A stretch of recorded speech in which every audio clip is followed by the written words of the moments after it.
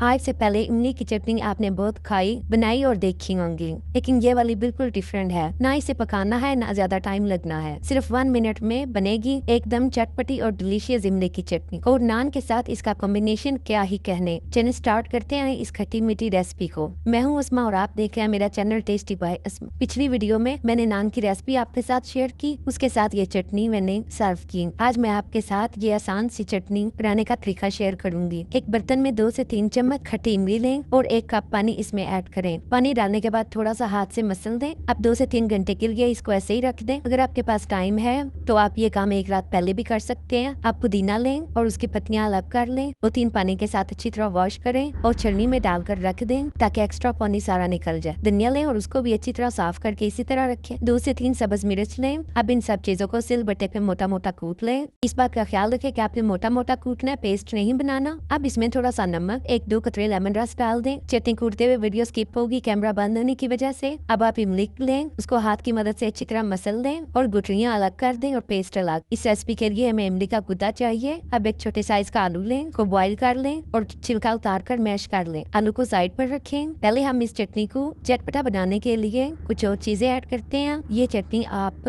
टिक्कियों के साथ, मोसे के साथ और अगर आपने सिंपल चावल बनाए हैं तो उनके साथ भी सर्व कर सकते हैं। सबसे पहले 1 खाने का चम्मच चीनी आप नॉर्मल भी इस्तेमाल कर सकते हैं। मेरे पास पाउडर शुगर है, मैंने वो ऐड की। पाउडर शुगर जरा जल्दी मिक्स हो जाएगी। अब इसमें 1/2 टीस्पून नमक डालें। 1/2 टीस्पून के करीब कुटी हुई लाल मिर्च या चिली फ्लेक्स ऐड करेंगे। अब इन सब चीजों को अच्छे से मिक्स करें। अगर आपने नॉर्मल चीनी ऐड की है तो आपने इतना मिक्स करना है कि चीनी हल हो जाए। इतने में आपसे एक रिक्वेस्ट है कि अगर आप मेरे चैनल पर नए हैं तो मेरे चैनल टेस्टी बाय उस्मा को सब्सक्राइब करें और बेल आइकन को दबाना ना भूलें। साथ ही चटनी में 1 से 2 चुटकी ब्लैक नमक डालें और जो हरा धनिया और पुदीना की चटनी हमने बना के रखी है उसमें से 1 टीस्पून भर के इमली में ऐड करें और अच्छे से मिक्स करें। आप एक बार मेरे कहने पर ये मुनफरिद सी चटनी बनाएं, मुझे यकीन है इसके बाद आप सारी चटनियां भूल जाएंगे। इसका टेस्ट बहुत ही जबरदस्त है। आप एक दरमियाने साइज का प्याज लें, को बारीक बारीक चॉप कर लें और चटनी में डाल लें। ये चटनी मैं कई सालों से इस्तेमाल कर रही हूँ, खासतौर पर रमजान और मुबारक में। इसको मैं हमेशा तैयार करके रखती हूँ। जो आलू हमने मैश करके रखा है आप वो भी चटनी में डाल लें। आलू डालने के बाद आपने अच्छी तरह मिक्स करना है। आलू डालने के बाद चटनी का टेक्सचर बहुत स्मूथ हो जाएगा, तो ये आपने अच्छे से मिक्स करना है। ये चटनी हमने पकाई नहीं है तो इसका ये मतलब नहीं है कि ये फौरन से खराब हो जाएगी, नहीं, ऐसा बिल्कुल भी नहीं होगा। ये चटनी बनाकर आप फ्रिज में रखें और 3 से 4 दिन के लिए आप इजीली इस्तेमाल कर सकते हैं। मैंने इसको 1 हफ्ता भी रख के इस्तेमाल किया है। बस इतनी सी मेहनत और हमारी डिलीशियस इंस्टेंट इमली चटनी तैयार है। इस चटनी का खट्टा मीठा और चटपटा